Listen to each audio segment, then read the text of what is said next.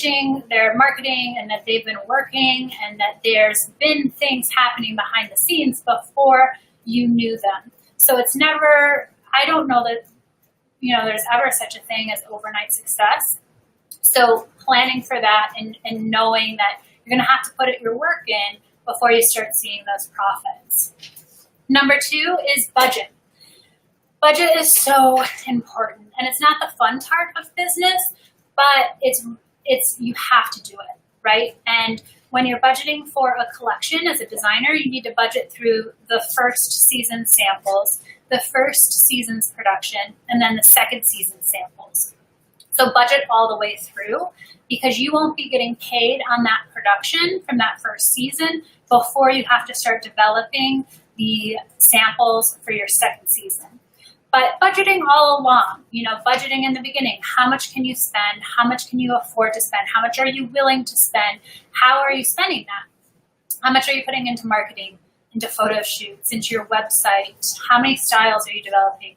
Budget is really, really important. And another thing I'm going to add here is once you start making money, that's also like a pivotal point to save for a rainy day. I mean, obviously with everything that just happened with COVID, we all have seen what can happen to the industry, and not being humble enough to know like it might not always be like this. I might need to change my designs or change my ideas, or, things might run out to where you'll have to pivot and you'll want to have the reserve funds in order to do that. Like if you go all in and you're like, this is amazing, I'm selling, I'm going to just put all my money in exactly the way I did, you'll want to slowly start building that reserve so that, like something with COVID, you'll have that to lean back on. Taking on too much overhead too early on is also a part of budgeting. Just making sure that you're being very mindful. Now, that's how I built my company.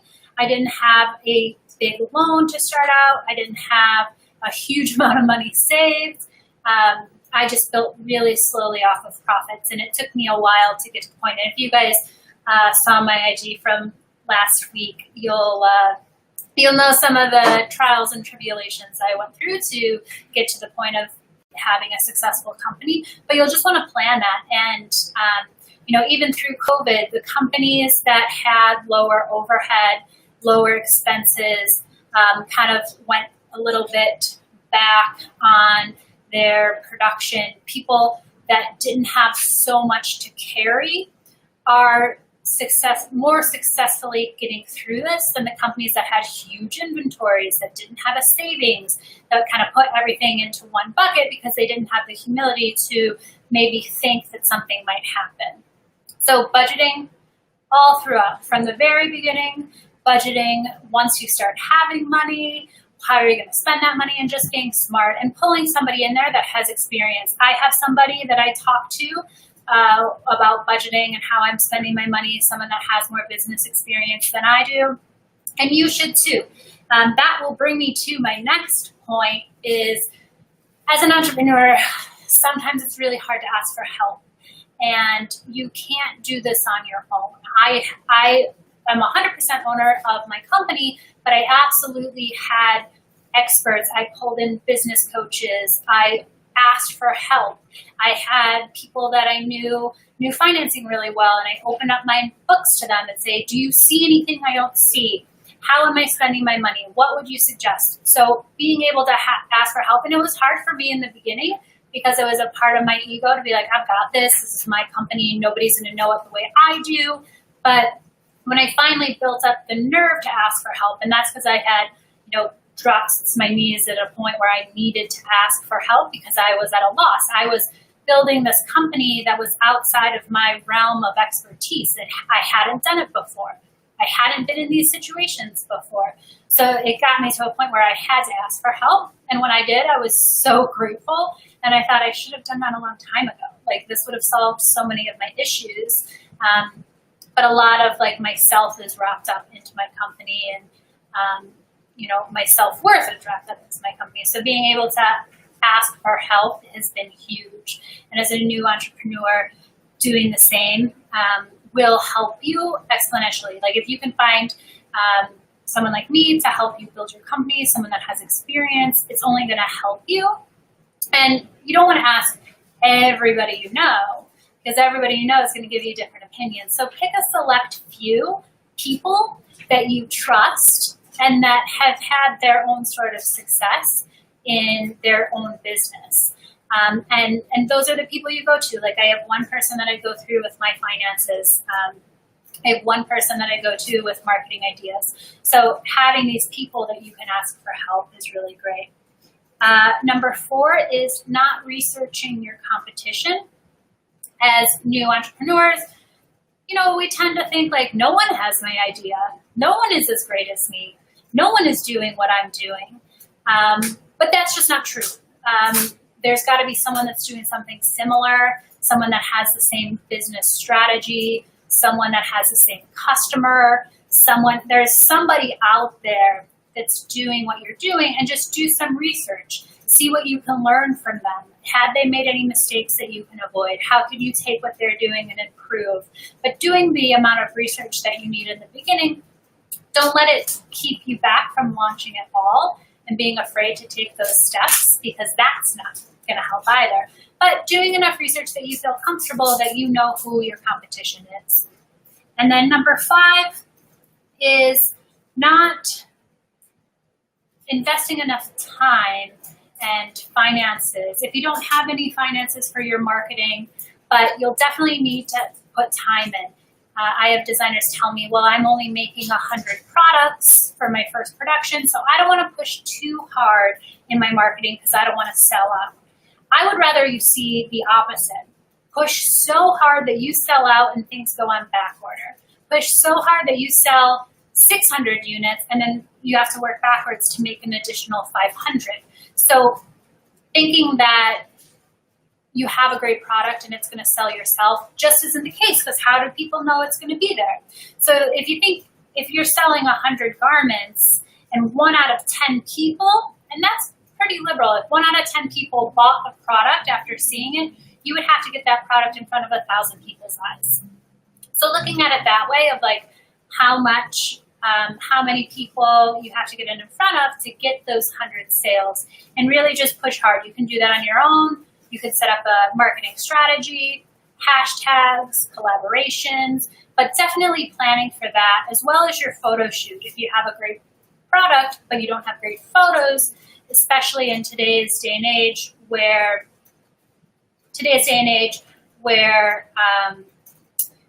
everything's done online, you really need great photos. And then networking too. You never know who you're going to meet, and maybe you can help them, maybe they can help you. But building these connections has absolutely made a huge difference in my life. And I'm not like crazy about networking. Like if you were like, hey Anna, you've got to go to this networking event, I'd be like, I don't want to go. I don't know why that is. But if I go with the intention of like, I'm just going to have nice conversations with people, I'm going to learn about people and ask them questions, then I always end up getting that really great business advice or relationship. Something comes out of it.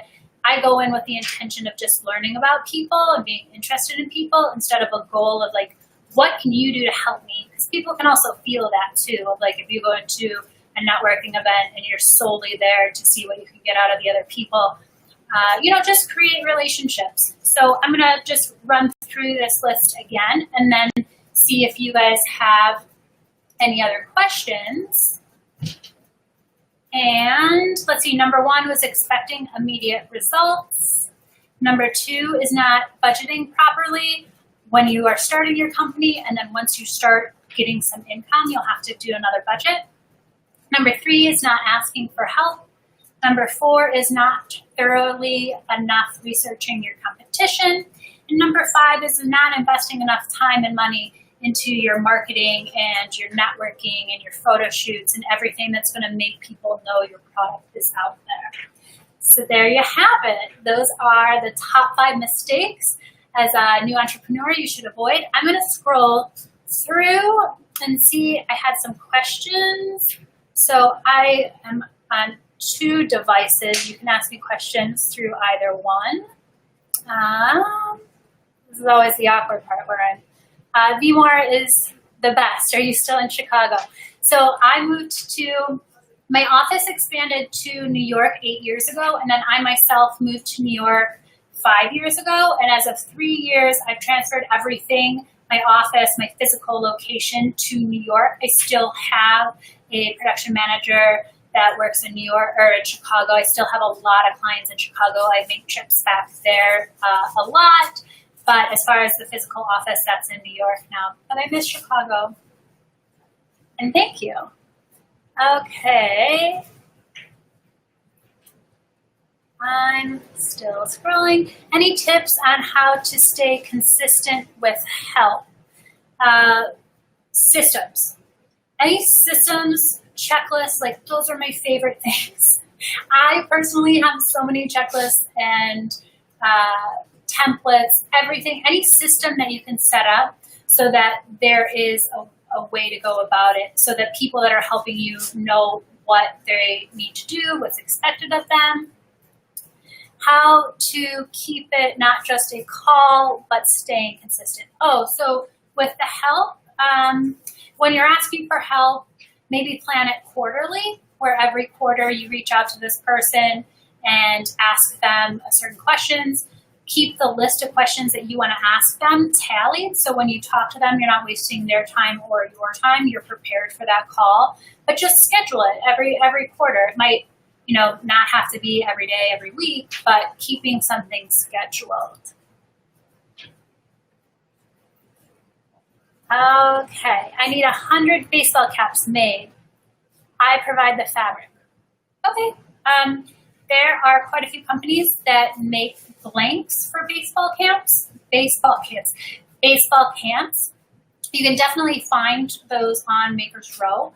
I wouldn't suggest making a baseball cap from scratch when there's so many blanks readily available that you can add your logo and customize it any way you want, but you can find those companies on Maker's Row.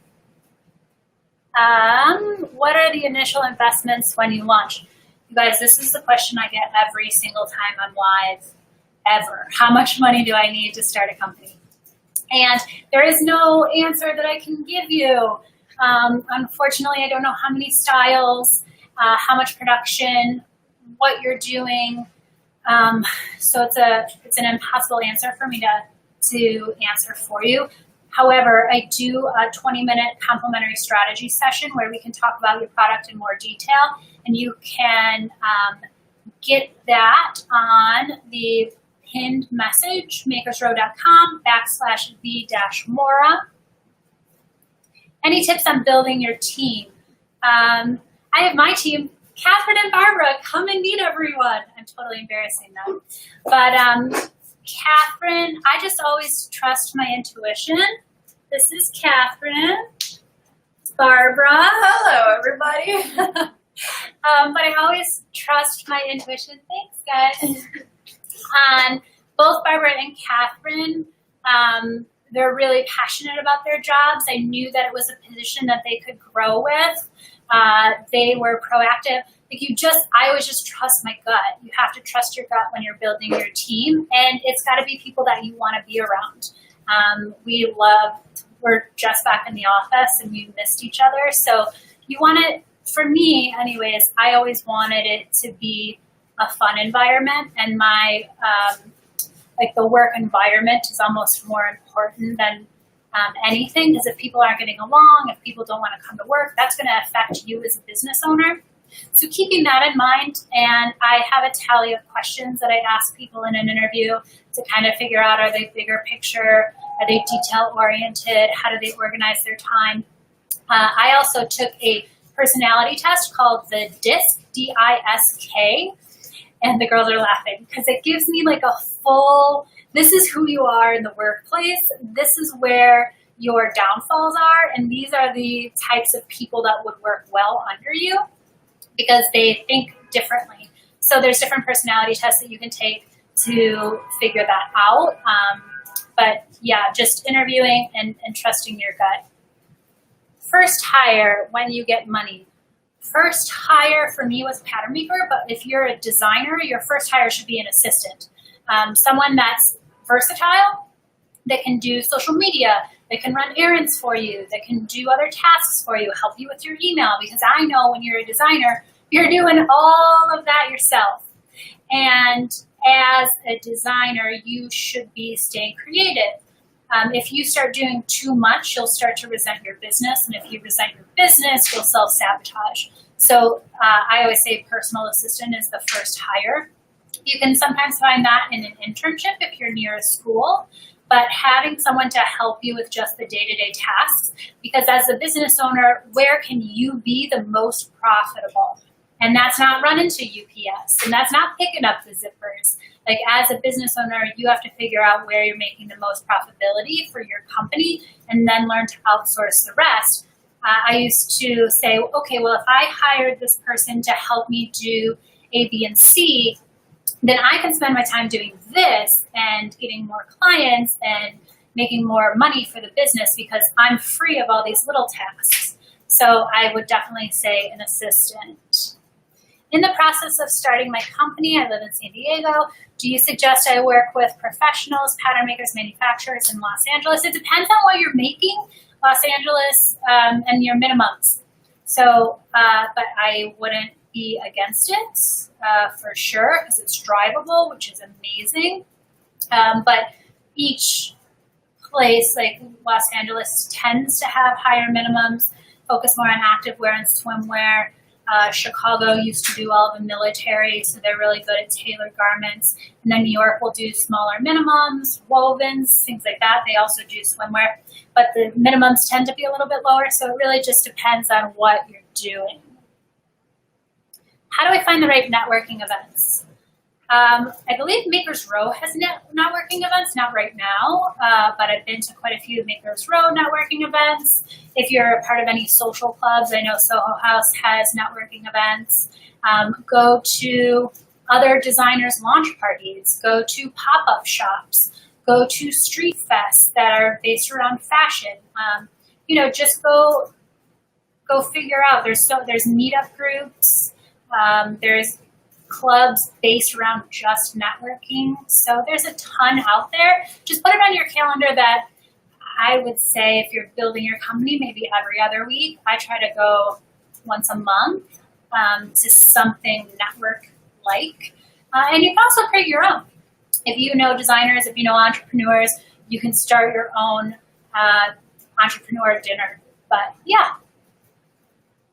How do you think this pandemic will affect the demand for clothing and shoes? So I've been reading a lot about the luxury market, how that is shifting. A lot of designers are sitting on inventory. One thing that I am pretty sure is happening now that might stick is it's June, and people are selling summer. They plan to sell summer up until August or September, whereas normally by June they'd be pushing fall on us already, which seems bizarre. Like somehow the industry got so ahead of itself that I think it'll be closer to you buying in that actual season. I think that there's really room for on-demand marketing. I think that's going to grow where people aren't producing a large number of production. And yeah, I think that the luxury market, I was reading that it used to be everyone would fly to New York or Paris, but I guess, China is going to have a larger luxury market than it has before. So there's a lot of shifting. I don't think that any of it is bad. It's just going to be, again, a pivot and figuring things out. Let's see. I make jewelry and I need models to model the product. How do I find models without coming off creepy? I'm assuming you mean on Instagram. You want to be as professional as possible. Have a page that has some business content on it and offer some sort of compensation, whether it's pieces of jewelry or are you setting up the actual photo shoot and the model just shows up, or are you giving them the garments and they're responsible? But just make it really professional and stick to the bullet points of what you would want. You can also obviously hire a modeling agency for professional models, but I'm assuming you mean on Instagram. And I would just present it as professional as possible. any influencer is used to getting approached to do that sort of thing. So, yeah, I mean, some people find models on the street too, but presenting yourself very professionally, if you have a contract or setting up those boundaries of this is what it would look like, this is what the compensation is, here is my website. So just being as professional as possible. All right. Interesting point about the season being more in season. Yeah, I thought that was interesting too, which I like, because you would buy all these fall clothes and then you couldn't wear them for months. But if you didn't buy them, they'd be gone by the time, like I'm always like, oh, it's fall, I need a winter coat. And then I didn't make it to the winter coat store in time, so I can't get a winter coat. So that's going to be less. Can we email you for a 20-minute consultation? Yes, if you contact me, makersrow.com/v-mora. So I've pinned that on there. So 20-minute consultation. I'll send you a little questionnaire so I can get to know you, and then we'll spend 20 minutes based around what you'd like to talk about. Don't forget to have models sign image photo releases. Yeah, so you definitely need a contract. How are you using those photos? Who has rights to those photos? Are they allowed to use the photos? All of that should be established prior to entering. So many times you think, oh, this is going to be great. I'm going to give them some of my garments, and then they're going to take the photos, and then I'm going to send the garments back. And sometimes they think the garments are gifted because you didn't clarify that. So setting all of this up front, even if it's a friend, even if you're working with someone you know, setting up everything in a business, matter-of-fact way will only help both of you. Okay, so I think that is it for all the questions. I'm going to be back here next Monday at 3 o'clock for 5 tips on manufacturing. And yeah. Go to Embark Live. Remember, if you use the promo code ANNA, you'll get the first 6 months for free. It's a platform where all the professionals go and post videos, Q&As. It's like a YouTube for the fashion industry. So it's really cool. And Makers Row is amazing. If you're not a member, you can find so many resources there. So thank you guys all for joining, and we'll see you next Monday. Okay. I don't know how to end this. Oh, finish.